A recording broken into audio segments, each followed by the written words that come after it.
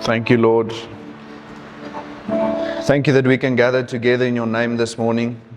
You say in your word, where 2 or 3 are gathered, you are in the midst of us. Holy Spirit, we invite your presence this morning. We pray for a touch. Lord, I pray that your people will get set free this morning. Set free from whatever is holding them back. Whether it is a lie from the enemy, whether it's a physical infirmity, whether it's an emotional wound. Lord, I pray that this will be a morning of deliverance. Because you said we will know the truth and the truth will set us free, Lord. That means no lie can hold us captive anymore. So I pray that as we get into the truth, your word is truth, Lord. And you said in John 17 that sanctify them by your word is truth. We're hungry for that truth, Lord.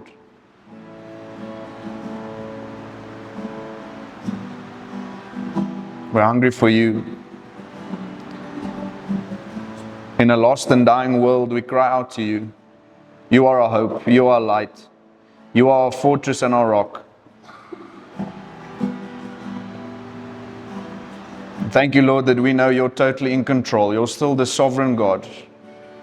You're not shocked by what's going around in our personal life. You're not shocked by what's going around in the world. You know the end from the beginning. You have our solutions in mind before the problem ever arises.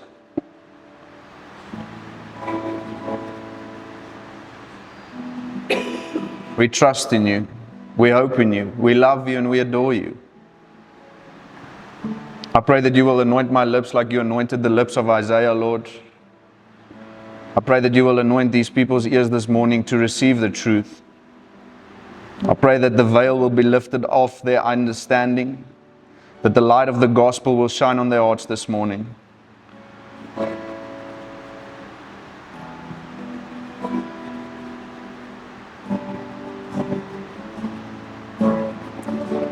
Thank you, Lord. Thank you for this holy gathering. We're not in a rush. We adore you. Such a privilege to be called sons and daughters of God. We can call you Abba Father. That your spirit testifies and is a witness with our spirit that we are children of God. We're not just people in this world struggling. We are called for more, Lord. And may this be a morning of alignment. We worship you and we adore you in Jesus' name. Amen. You can please have a seat. Welcome.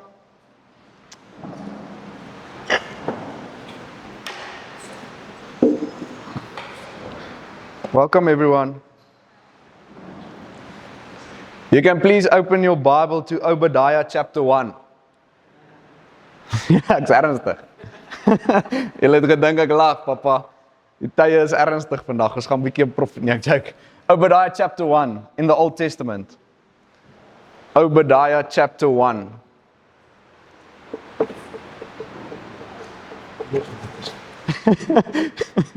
Some of you might have never heard a sermon out of Obadiah, but this morning you will. Obadiah chapter 1, I'm going to read verse 10. I'll be reading out of the New Living Translation. Obadiah chapter 1 verse 10, the Bible says, because of the violence you did to your close relatives in Israel, you will be filled with shame and destroyed forever. When they were invaded, you stood aloof, refusing to help them. Foreign invaders carried off their wealth and cast lots to divide up Jerusalem, but you acted like one of Israel's enemies. Now in this passage, God is rebuking Edom for doing nothing when Judah was invaded by Babylon. God is rebuking them for standing aloof and watching them lose. Because you need to remember that Edom, their forefather was Esau, and Judah's forefather was Jacob. So here's a nation that is literally watching their brothers dying and doing nothing about it. And God is rebuking them for not acting upon a need that should be met.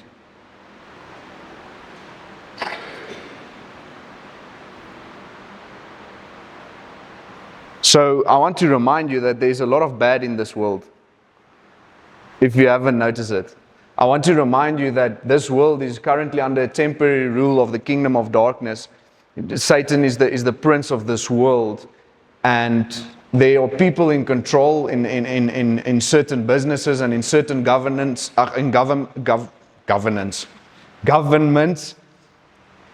are certainly under the control of the enemy. There's no doubt about it. We see this in 2 Corinthians 4 verse 4. There's a lot of passages that this world is full of darkness, and we can't deny it. Otherwise murder wouldn't have been here. Otherwise abortion wouldn't have been here. Otherwise rape wouldn't have been a thing. Otherwise sickness wouldn't have been a thing. Death wouldn't have been a thing, because this was never God's intention for His children to live in. This is a result of the fallen world and the prince of darkness that is currently abiding in this world under temporary rule and temporary authority. This is not how heaven looks like. This is not how heaven will be. This is not your final destination. You're not from this world. You're just passing through. Amen? Does that give you a bit of hope? Especially when you see the wars going around and you feel like everything is falling out of place. I just want to remind you that God is still in control, and the world is not falling out of place. It's actually falling perfectly into place, because the beginning and the end has been written at the same time by the hand of God. So you don't have to worry about the wars. You just need to know that you win. You just need to know that Romans chapter 8 verse 37 says you are more than a conqueror. You just need to read Revelation and see that you spend eternity with Jesus and you win. Doesn't matter what happens in between, you win. But now you're still in a fallen world. Yes, you have a little bit of heaven on the inside of you because you have the Holy Spirit on the inside of you, but on the outside there is still trials and tribulations as a result of the fallen world, and it's not God. Because God is good. James 1 verse 17, every good and perfect gift comes from above. So within God there's no shadows, there's no darkness. He is light and He is good. Everything that is good comes from God. Everything that is bad comes from the devil. If you want to argue, we can argue after the sermon. But if you're still sitting here and thinking that God brings bad, you don't know God. You don't know the God of the Bible. You might know the God in your head, but that's not the God of the Bible. Because the God of the Bible is good, and the God of the Bible is love, and the God of the Bible is the Prince of Peace, and the God of the Bible is beautiful. Amen? Amen. So I want to remind you that in order for evil to prevail even more in this dark world, is for the people of God to do nothing. Because that's why I laid the stage to tell you that by nature, this world is a fallen world. By default, this world is dark. By default, this world is dark. That's why Jesus had to step in. I am the light. I'm the way, the truth, and the life. He's the light of the world. By default, this world is dark.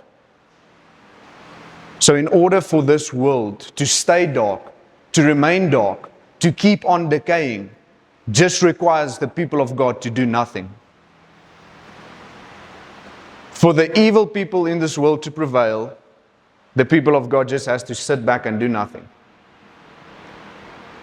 Want die Here help. Die wêreld homself kan nie homself help nie. Amen? So in other words, our doing nothing is doing something. You can write it down. Us, as the children of God, with the Holy Spirit on the inside, we are the light of the world, we are the salt of the earth, we are the hands and feet of Christ, we are people's hope that they encounter. So in other words, if we do nothing, we are actually doing something. We are letting evil prevail, and we are letting the darkness in this world get worse, and we are letting the decaying of this world happen even quicker. So your doing nothing is actually doing something. You doing nothing about the evil you see around you is actually a form of enablement.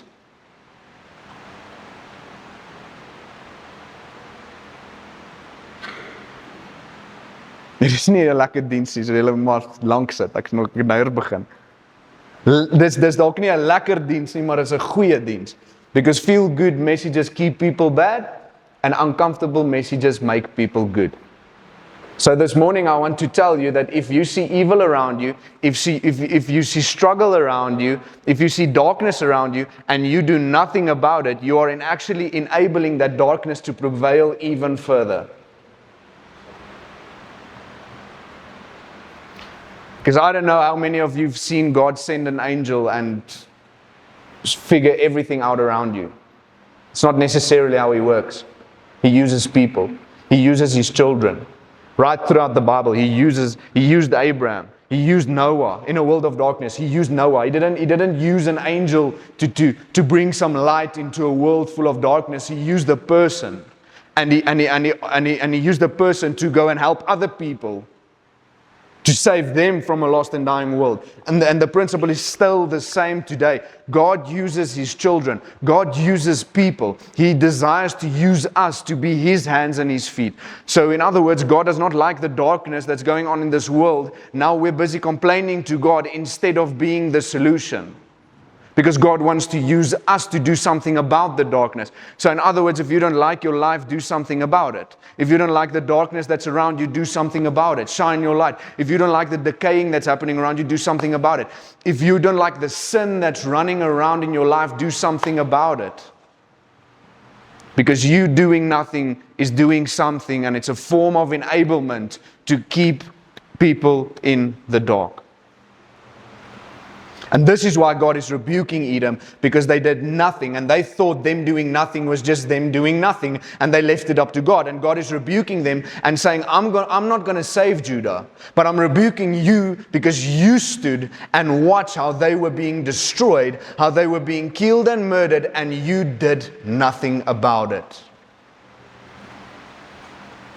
How many of us are sitting and waiting for God to do something about the darkness in this world, and God is waiting for us to do something about this darkness? Because He already paid the price. He already put the Holy Spirit on the inside of you. What should He do more? What should God do more? He already stepped out of His throne of glory and became flesh in the likeness of a sinful flesh, stepped into this world, went to the cross, paid the price, then sent the Holy Spirit to dwell on the inside of us. What should He do more? And we are sitting with the greater one on the inside of us on a chair and watching the darkness in this world and crying out to God, and God is watching us and He's saying, what should I do more? The price is paid. The Holy Spirit is on the inside of you. My word says you're the victor, you're the salt, you're the light, you're the conqueror. Why are you crying out to me? Do something about it.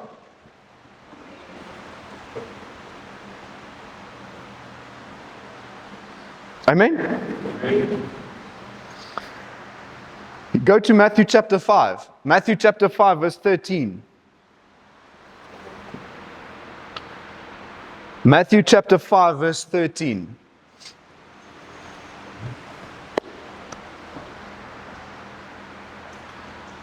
Jesus is speaking on the Sermon at the Mount, and He says, Matthew 5 verse 13, you are the salt of the earth.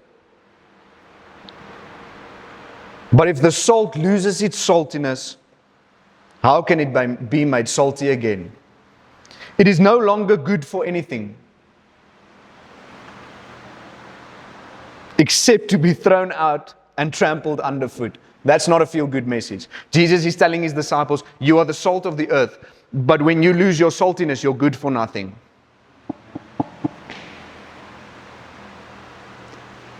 Let me teach you something. In these days, they use salt to prevent decaying. They didn't have fridges. Hulle het nie Woolies toe gegaan, 'n pakkie ham gekoop, sit hom in die yskas, hy hou 'n week nie. En dis nie hoe dit gewerk nie. They use salt to prevent decaying in the Middle East in these days. And Jesus is telling His disciples, you are the salt of the earth. In other words, the world is already busy decaying because it's a fallen world. But when I put you in the world, you prevent the decaying and you start to delay the decaying so that people can have more time to repent. Jesus is saying this is a fallen world. The world is busy decaying. Dis besig om vrot te raak. But he's saying, I'm putting you in this world. You are the salt of this earth, of the earth, to delay the decaying so that people can have more time to repent and know me. And wherever you go, whatever around you becomes salty as well. That's why I'm saying when you lose your saltiness, it's good for nothing. When you take a spoon of salt, you throw it into a glass of water, that whole glass is salty. So Jesus is saying, wherever you are going, you make a difference. Whatever is on you gets on the people around you. And one small teaspoon of salt can have an impact on a 5-liter jar. So it's saying wherever I put you, because you're thinking that there's too little Christians. Daar's te min Christene. Daar's te min Christene vir die sleg van die wêreld. But it only takes 1 teaspoon of salt to have an impact on an entire volume of water. So this is not a mathematical thing. Salt is strong enough to have an impact on a huge volume. So Jesus is saying, wherever I'm putting you, I expect you to impact that which is around you. Otherwise, you're useless. This is literally what Jesus is saying.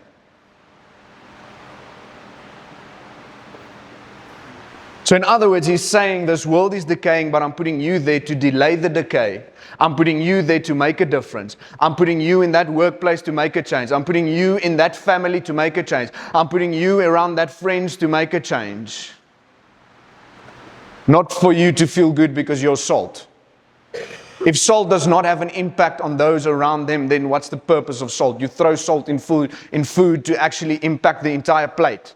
But the problem with some Christians is we don't want to encounter the world because we feel religious and we feel cool about ourselves, and we just hang around with other Christians, and we have our cell groups and we have our church friends, and we just hang around with salt. What does it help if salt hangs around with salt every time? What does it help when salt is just around salt every time? Then you know what you call that? The Dead Sea, by the way.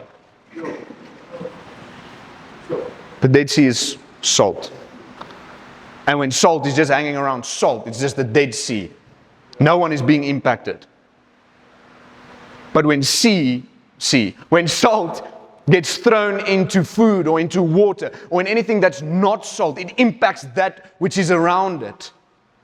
And when Christians are thrown into a workplace where there's not Christians around them, they can make an impact, and that entire region becomes impacted. Then we see this with the disciples. They started as 12 and they grew, and then 3,000 was saved, 5,000 was saved, because the salt began to expand. And ungodly regions became godly regions because the disciples didn't decide to stick with themselves and have cell groups on Wednesday, just them by themselves. The 12. We are the 12. Every Wednesday we have our own cell group. We encounter Jesus. We are on our way to heaven. Then you're useless anyway. Because salt is not meant to hang around salt. Salt is meant to have an impact on that which is not salty. Then he goes on further. He says, you are the light of the world. So we're not just the salt of this earth, but we are the light of the world. A town built on a hill cannot be hidden.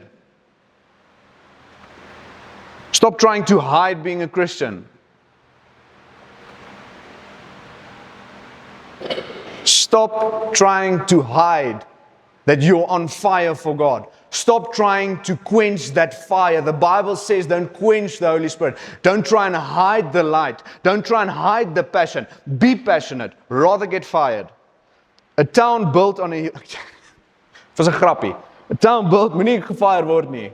Kom bly in jou werkplek. Maar hemel is belangrik. A town built on a hill cannot be hidden. Neither do people light a lamp and put it under a bowl. Instead, they put it on its stand and it gives light to everyone in the house. Do you see the impact of the light as well? When the light is switched on and it is hidden, it's useless. Do you see Jesus is portraying the same image? When you're on fire for God and when you're in a relationship with God and you don't have an impact on the environment around you, what good is it?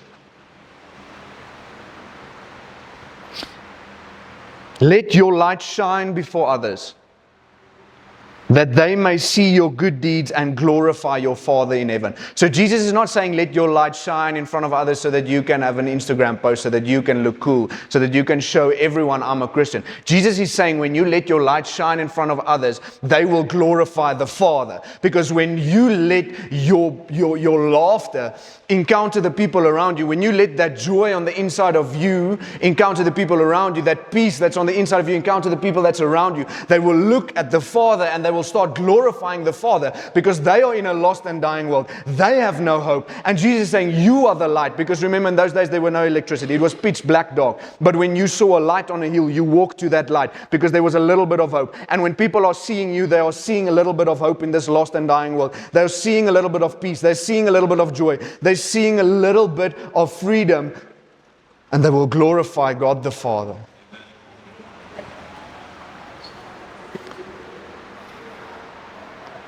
So when we do nothing about the darkness and the decaying, we lost our saltiness and we are hidden and we are good for nothing. And how many Christians today are being hidden or just hanging around with salt? Not preventing the decaying that's going on in this earth because they don't want to offend anyone. Jesus was offensive.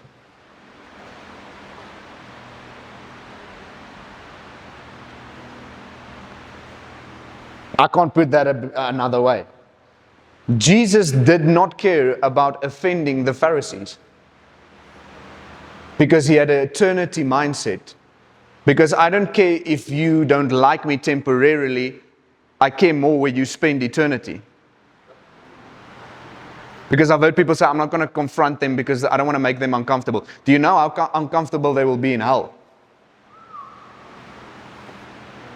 No, I don't want to make them uncomfortable. Just let them. Do you know how uncomfortable they will be in hell? That's why Jesus warned us. I'll let that sink in.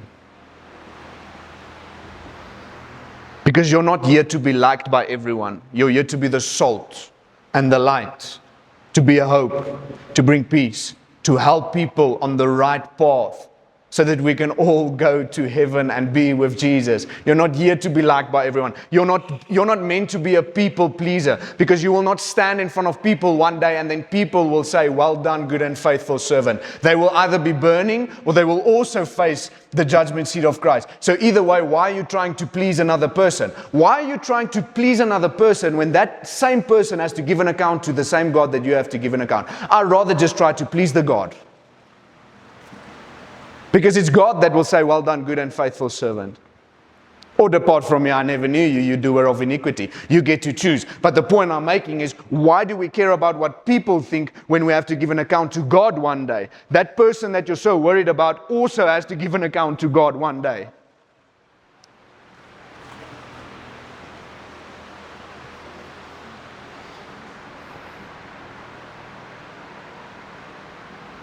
James 4 verse 17. James chapter 4 verse 17.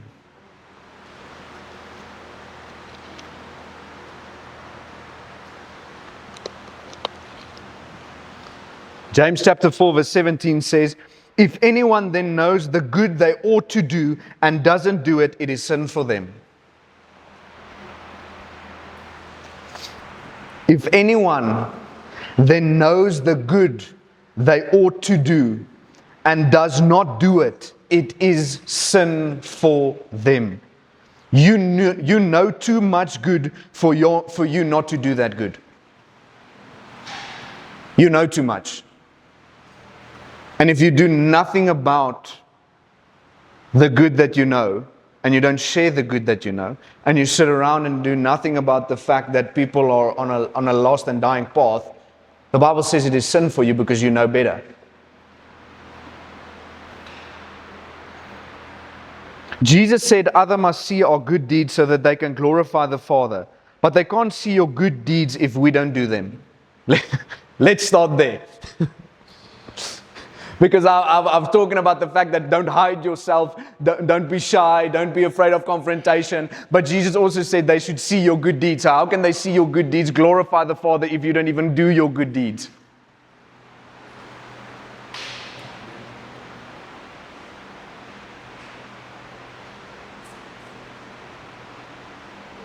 Where's the good deeds? Where's the action? Where is it? So in other words, Jesus is saying, when you do good deeds, when you let your light shine, the people will praise my Father. So how many praises are being kept from the Father because you're not doing the good you ought to know?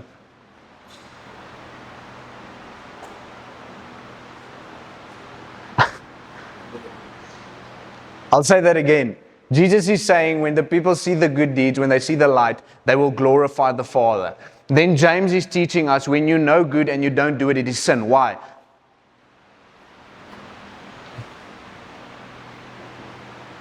Because we want to be comfortable. We want to enjoy our lives. But let me tell you, you're not here to have a nice life necessarily. You're here to serve God. You're here to glorify His name.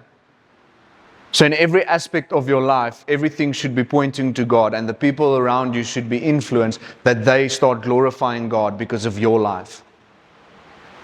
But James is saying when you know the good you ought to do, when you know which phone call to make, when you know who to phone and forgive, and when you know who to share the gospel with, and when you know that thing is wrong and you do nothing about it, you're sitting like the nation of Edom and doing nothing about the bad that's going on around you. And then James says that is sin. Because you doing nothing is doing something. Amen? Is it a fun sermon? You look really happy. You look really happy. This is such a motivational, devotional Bible study. Amen? Amen. But I just want to remind you that Jesus is coming back. I want to remind you that you can breathe your last breath. So whether I gave you a motivational message and a feel-good message, that won't help you. Because what if you breathe your last breath? You don't know. What if Jesus is coming back? You don't know. So let's rather live right. Amen? Amen. So Jesus is portraying this image that we are supposed to influence the world around us. Because Jesus said in Matthew chapter 16, the gates of Hades will not prevail.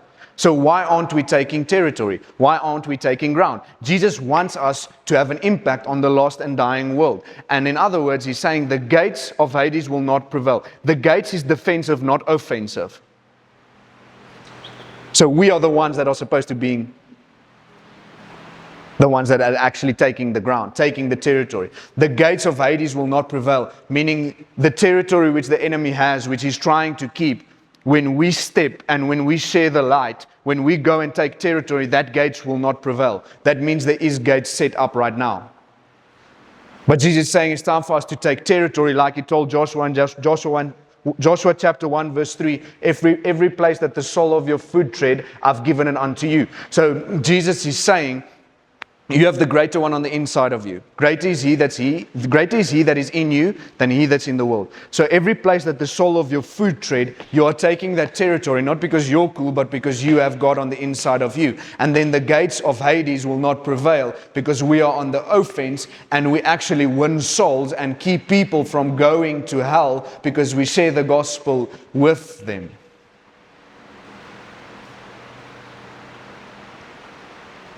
But the church today is just sitting around and not walking and taking territory anymore. Amen? James chapter 2 verse 17. James chapter 2 verse 17.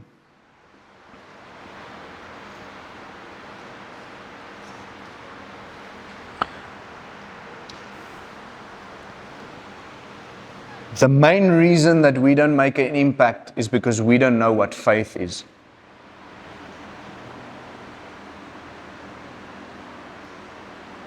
Jesus made an impact where He went, yes or no?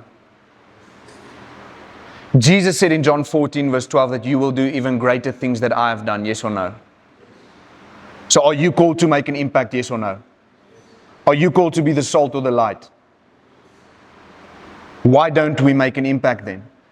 The main reason is because we don't know what faith is. We've been taught that faith is a passive act where you sit and you just say, I put my trust in God. James chapter 2 verse 17. In the same way, faith by itself, if it is not accompanied by action, is dead. Sorry, I'll read that 3 more times. James is saying, if faith by itself, if it is not accompanied by action, it is dead. The church is full of dead faith because there's no action. But someone will say, you have faith, I have deeds. Show me your faith without deeds, and I will show you my faith by my deeds. You believe that there is one God. Good. Even the demons believe that and shudder. Whew. James is saying, you believe that there is one God. You're saying you have faith because you believe there's one God. He says, good. Choestariki. Even the demons believe that and still they shudder. James is saying, when you have a passive faith, when you sit and you say, I believe in God. Deuteronomy 6 verse 4. Hear, O Israel, our God is one. And when you say there's one God, yes, I recognize the authority of Jesus. James is saying even demons believe that. Even demons did that. Don't you remember when Jesus encountered demons, the demons cried out and said, Jesus, please have mercy on us. Don't send us into the abyss before our time. Can we please go into the herd of swine? They recognize the authority of Jesus. They believe that there is one God. So when you think you're safe, when you just believe there's one God, and you recognize the authority of Jesus, and it stops there, James is saying you have the theology of a demon.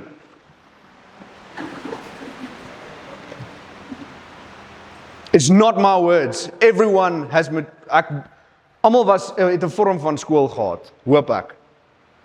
It's written. James is saying, when you merely think that faith is only believing there's one God, you have the same theology as demons, because they stop there. But James says that's only the starting point. When there's some action, when you live like it, then you're a child of God, and then that's faith, because he says faith without works, faith without deeds, faith without action is dead. Meaning there once was faith, but it died, because it starts with the believing. James is not saying you need to do stuff to have faith and then you're saved. I'm not preaching works. You're saved by faith through grace alone. Ephesians chapter 2. Romans 10 verse 9. Just confess, just believe. That's all you need to do, then you're saved. I'm not preaching works. But then that's the start. But he's saying when that faith stops by just believing and you don't live that life and there's no action, he says that faith dies, and he says then faith without deeds is dead, meaning there once was faith but now it has died. So I'm not preaching works, but I'm also not preaching false grace and just believe and do nothing, because both are wrong. Jesus is the balance, is in between. He says you don't need to do anything else but believe. You don't need to do anything else but put your trust in Jesus and the finished work of the cross. Then you're saved. Just confess. You don't have to do anything. But he's saying if that faith never manifested in action, it was never real faith. It died. You never had true faith. You had the same theology as demons, because they also believe there's one God. They also recognize the authority of Jesus. Demons are afraid of Jesus. They know he's the eternal Son of God. They bow down before Jesus. But they live in rebellion. The action is not there. The deeds is not there.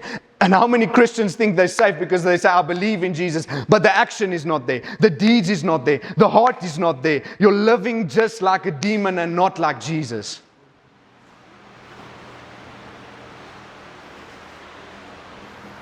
Because Jesus made an impact.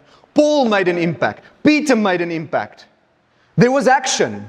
It didn't stop with, I believe in Jesus. There was some action. That's true faith. It's true faith when you live like it. The just shall live by faith. Amen? Amen. Are you tracking? So in other words, if the only thing you can leave with people is mere words, you've failed. If the only thing you can leave with people that are living in a lost and dying world is words of comfort, you can't comfort people in a lost and dying world. You can't comfort people in darkness. You can't comfort someone with sickness. They are still sick.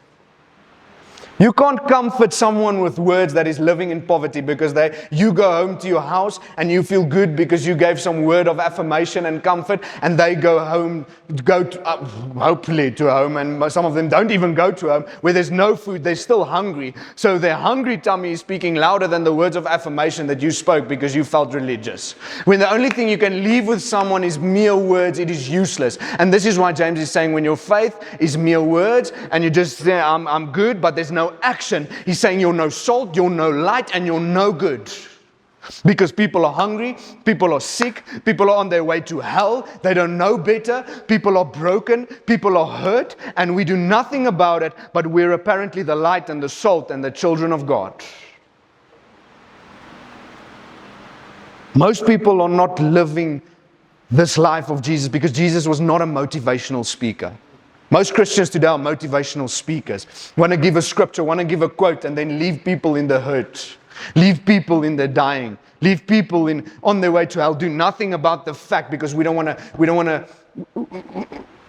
to be liked. We just want to be, I want to feel comfortable.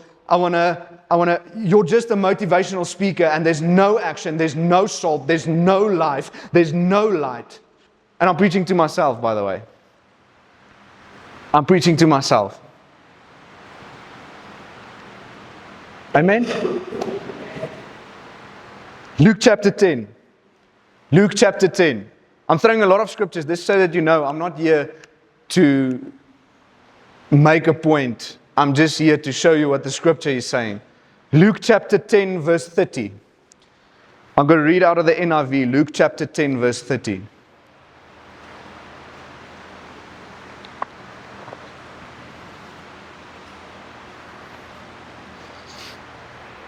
Let's listen to this parable. Who knows the parable of the Good Samaritan?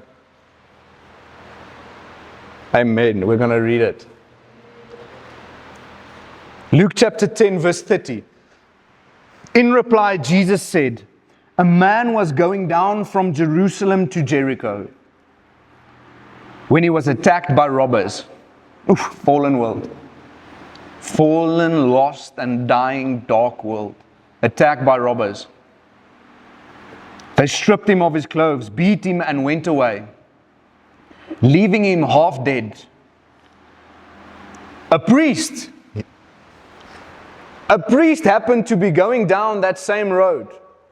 And when he saw the man, he passed by on the other side. Have you ever seen someone in public that you don't want to see? And you're walking on this side of the road. And you see them approaching about 40 meters. Someone that you maybe dated in high school or in primary school, and you just think, if I quickly shift over to the other side of the road, they won't know anything. If I don't see them, they didn't see me. I'm on my way, I'm good. This is what the priest is doing when someone is left on the street half dead. The priest is pretending like he's not seeing anything. And the Bible gave the detail that he was on his way from Jerusalem to Jericho. The priest traveled from Jericho to Jerusalem to offer sacrifices. So Jesus is saying a priest is coming from church. He's coming from worship. He's been serving in the temple. And people are dying in the street and he's pretending like he's seeing nothing because I just went to church. I just offered some sacrifices. I'm good, but people are lost and they're dying and they're lying there. And I'm a priest. Here comes the salt and the light. No, not the salt and the light because people are dying. But I went to church. Here comes the salt and the light. No. I worshipped and I offered my sacrifices and I want to go home to watch Formula One and I want to live and I want to go because I just went to church and people are lying down on the street and we're pretending like we're seeing nothing. We're stopping at robots and we're saying, yeah, this drug addict. You don't know why that person is on the street. You don't know any context. Who are you to say they made bad decisions? What if they didn't make any bad decisions? What if... I'm not saying give all your money to everyone standing at a traffic light. I'm just saying it's about your heart. Has your heart grown cold because you think you know better, because you're safe, you just came from the temple, you just offered your sacrifices, and you're walking past people that are lying dead on the street and you're doing nothing about it? What a priest. What a priest.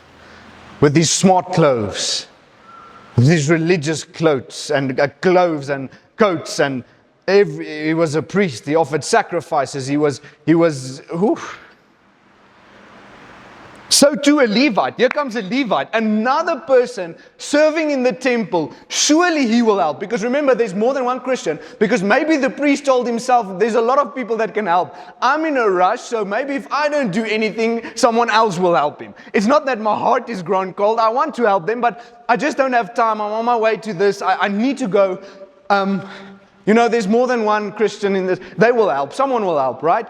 Here comes the Levite, the second one, also serving in the temple, a Levite, when he came to the place and saw him, passed by on the other side. But a Samaritan, as he traveled, came where the man was, and when he saw him, he took pity on him. He went to him and bandaged his wounds, pouring on oil and wine. Then he put the man on his own donkey. Hoeveel mense het jy al in jou kar ingelaai? Ek vra, because donkeys in those days were quite, hoeveel van jou eie geld het jy gebruik om mense te help? Want is 'n oulike story. It's a cool story, but just think about the fact that this Samaritan was hated by the Jews. They hated, I don't have time to explain to you why, but they hated them. They were not religious people. The Jews believed they were pigs because they didn't believe and they didn't worship right. The Jews believed the Samaritans were pigs because they didn't worship God right. Jesus is saying those people that you're looking at the way that they worship in the temple are actually living a better life than you that are living apparently in the right church.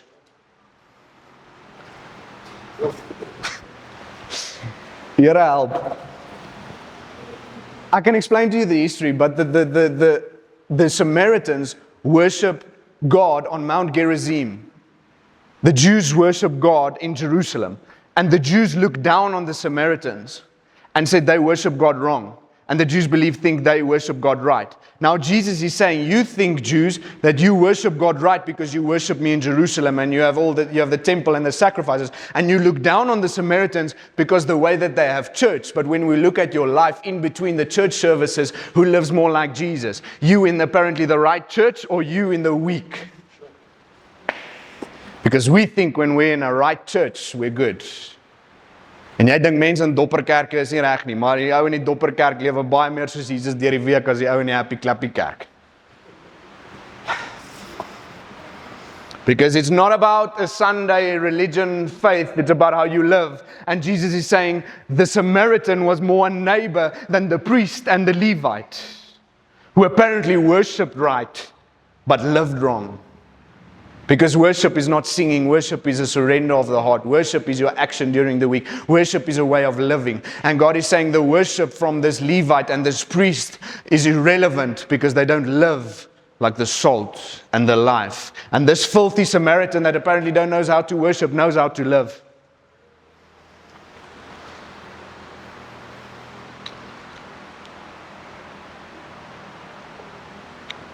Laat ek klaar maak.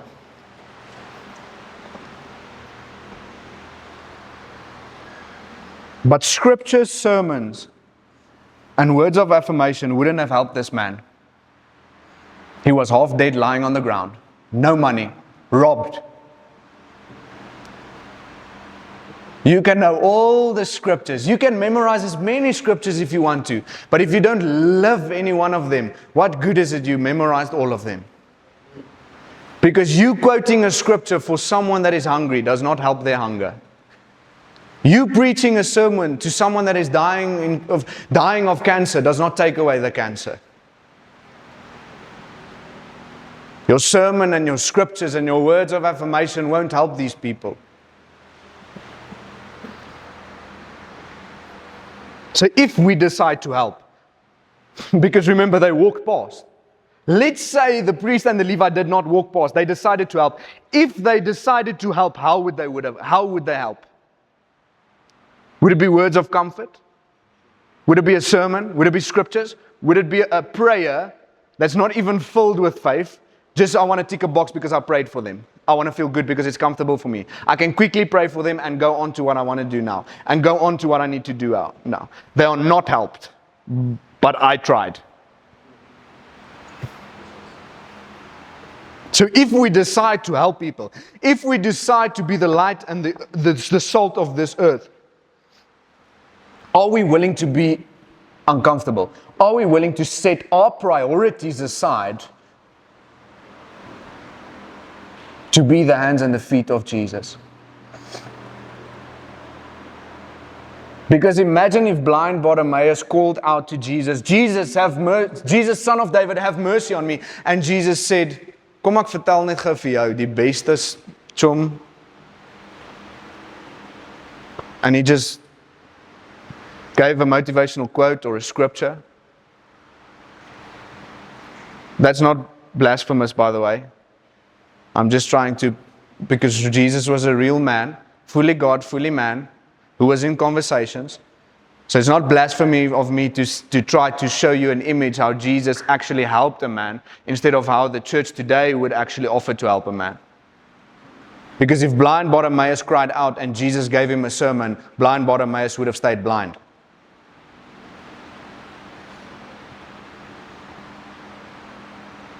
Peter didn't come to Dorcas and gave her a sermon or a bit of comfort. He raised her from the dead. Paul didn't raise Eutychus from the dead with a sermon and words of, he raised him from the dead.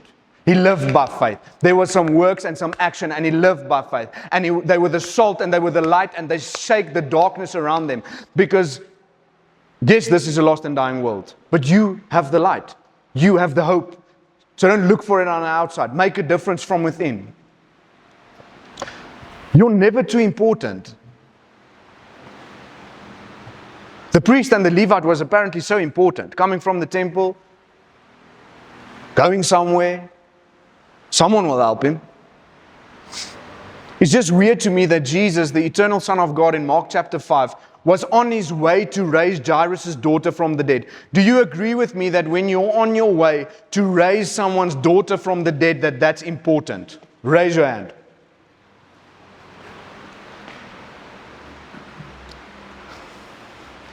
Jesus. Who thinks Jesus is more important than them? Baie. Ek kan eers begin verduidelik nie. Hy's God. Baie. Wie's ek? Niks. Nou's Jesus. He's on his way. He's more important than me. A lot. Now he's on his way to raise Jairus' daughter from the dead. That's more important than what I'm on my way to doing whatever meeting I have or whatever it is. So he's more important. He's on his way to do something that's really more important than what I'm ever on my way to do. And then a woman with the issue of blood grabs his clothes, and then she becomes healed. And he stops and say, I know I'm on my way to raise someone from the dead. That's important. But I'm stopping where I am and I'm looking at you and I'm ministering to you. You poor, broken woman that is unclean.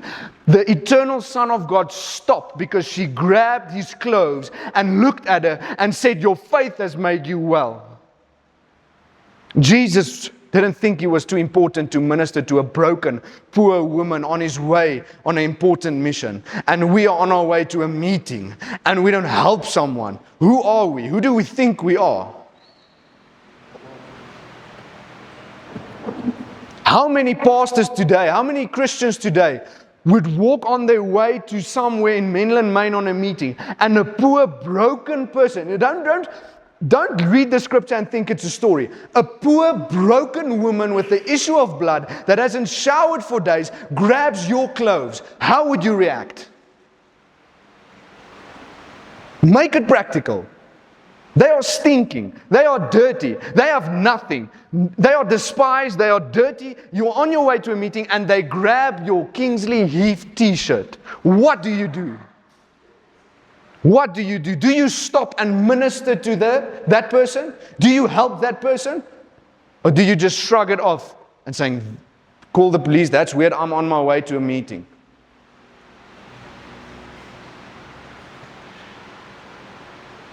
Why was Jesus accessible, but the pastors today aren't even accessible? We don't even give those broken people an opportunity to grab the cloak anymore. They need to send an email. They need to book an appointment with the PA to see a pastor. And Jesus? I lost track when we became more important than Jesus. I don't read that Bible. Because according to me, I am dust and I will return to dust, and I was born in sin and I'm just a sinner. And if it wasn't for Him, I'm useless. But apparently someone has to book a meeting to see me, for me to try and help them, because within myself I can't help them. So they have to book a meeting, come through the PA, so that I can rely on God, maybe for me to help them. But Jesus, the eternal Son of God, was on His way to raise someone else from the dead, grabbed by His cloak by a poor broken woman, and turns around and ministers to her with no appointment, with no PA, with no email, with nothing.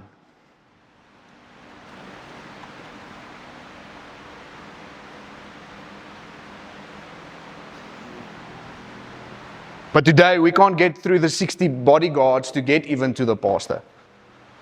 I have nothing against it. I'm saying, how can a poor broken woman go through 60 bodyguards to grab the hem of the garment?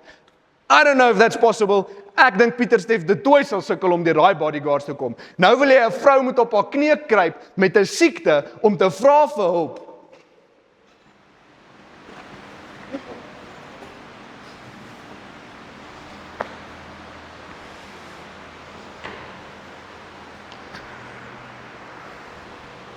But maybe we think that the mission we're going to is more important than the woman that's grabbing on the hem of our garment. We think it's more important than that mission we're going to. I'm doing it for God. I'm becoming this best whatever in business. I'm doing this and I'm on my way to my 5,000-seater church. I'm doing this for God. But the poor broken woman God cared more about than 5,000 people stuck in vain religion that you gave a motivational speech for. You're on your way to preach the gospel to 5,000, and one poor broken soul on her way to hell is being despised. When you stand before God, will He ask about the 5,000 that you entertained or the one that you helped?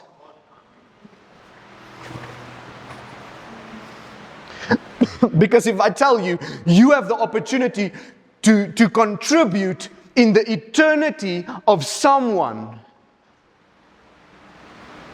What's more important? I'm not talking about 500 seats. I'm talking about one person in your family. One person. Because James said, if you know the good deeds and you do nothing about it, it is sin. And the ultimate good deed you can do is to share the gospel. The ultimate good deed you can do is to make sure someone is not going to hell. And we want the 5,000-seater church. We want this business. We want that. And we want this. And we want that. And the one soul that we could impact is on their way to hell.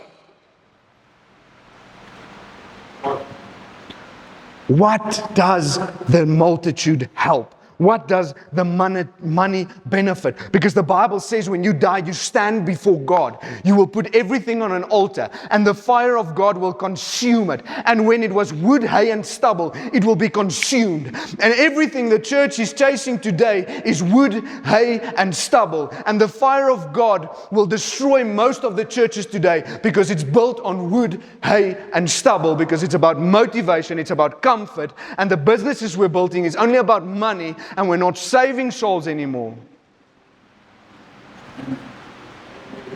We can't stand in front of Jesus one day and have nothing to show for. You can't be bankrupt in heaven. And I'm telling you now, if I don't share it to you like this, you can stand in heaven with nothing to show. The Bible says you can be bankrupt and you will cry. There is a day where you will be able to cry in heaven. Everyone says we won't cry in heaven. The Bible says that He will wipe every tear from their face. Why is there tears? They are in heaven. They are with Him. Because they know they have nothing to show. Because they chased wood, hay, and stubble. They chased money. They want, and it's not always bad intentions. Sometimes when I can minister to one soul, I'm saying, God, I'm called for more. I want to stand in front of you one day and you say, well done, good and faithful servant. I want to chase the 5,000. And God is saying, what if you were only assigned for the one? We all want to increase ourselves, but what if your purpose is to decrease yourself? John was called to decrease himself, not to increase himself. John had a ministry, and everyone left his ministry and went to Jesus' ministry. How many churches today or businesses today, when their clients are going to the next business, to the church next door, will say, I must decrease because they must increase? John knew his purpose was to decrease, because not everyone is called for 5,000. But whether I'm called for 1 or 5,000, when that one is on his way to heaven, whether you received 1 talent, 2 talent, or 5 talents, have you multiplied what you had? Because when you have a 5,000-seated church, you need to make sure you multiply that 5,000, and you need to make sure the 5,000 is on their way to heaven. When you have a 1-seated church, you need to make sure that 1 person is on their way to heaven. So you can decide whether you want to minister to 5,000 or 1, because if you are called for 1 and you try to minister to 5,000,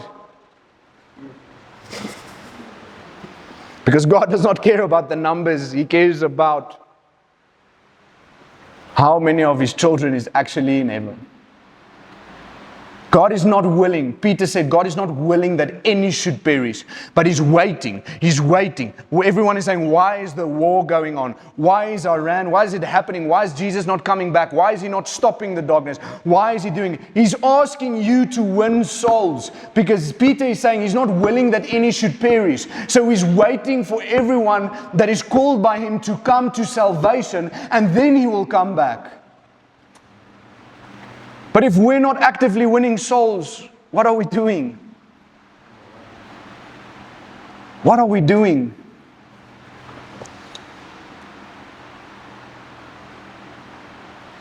Amen? I'm done. Finalists, dankie, Here.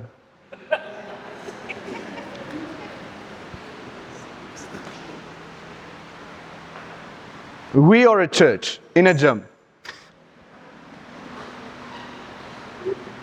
Amen? Are we going to be the church that we read about in the book of Acts? Or are we going to be part of the church that we see in the world today? Book of Acts. Because the Bible is my reference. And it should be yours as well. And everyone in the church in the book of Acts participated. No one came for a feel-good message and went back home.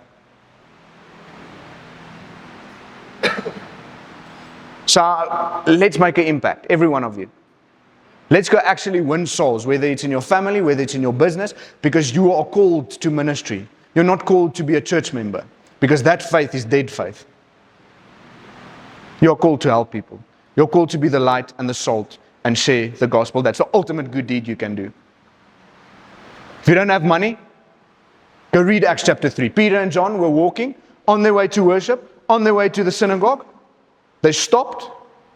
There was a man paralyzed. They said, silver and gold I have thee not, but in that which I do have, I give. In the name of Jesus, rise up and walk. So if you don't have money, share the gospel. If you don't have the faith to pray for blind eyes to open, share the gospel. Your faith will grow. Don't worry about the blind eyes just yet. Share the gospel. That's the ultimate good deed you can do. You're in full-time ministry this week. Share the gospel. Jesus died, you accept Him, you go to heaven. Amen. Amen? Let's pray.